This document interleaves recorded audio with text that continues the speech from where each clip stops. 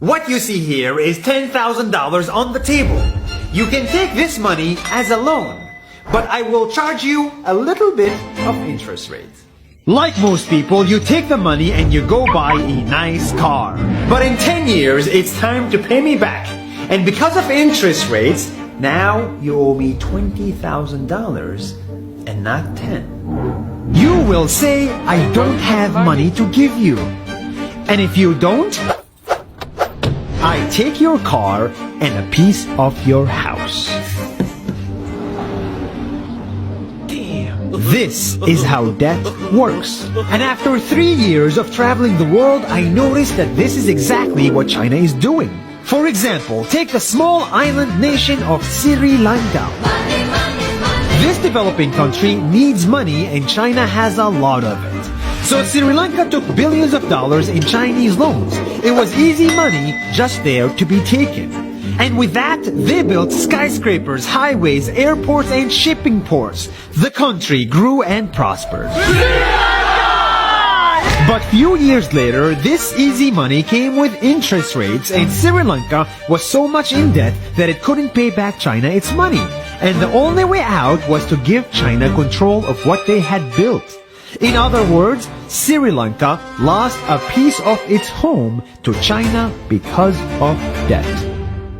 This is the Chinese money trap. And it's a real thing I saw all over the world. In Papua New Guinea, I saw $2 billion in loans given by the Chinese to build skyscrapers, infrastructures, and ports.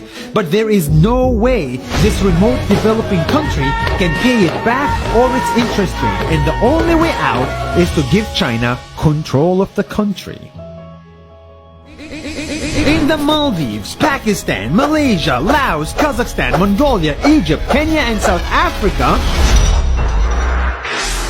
the same thing is happening, and many countries are struggling to pay back Chinese loans. If you look closely, all these infrastructure projects like highways, ports, and bridges connect to China through the sea or through the land to form something far bigger, far more powerful than just a bridge.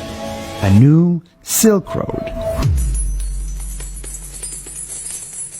The world is already made by China, and I think slowly it will be owned by China.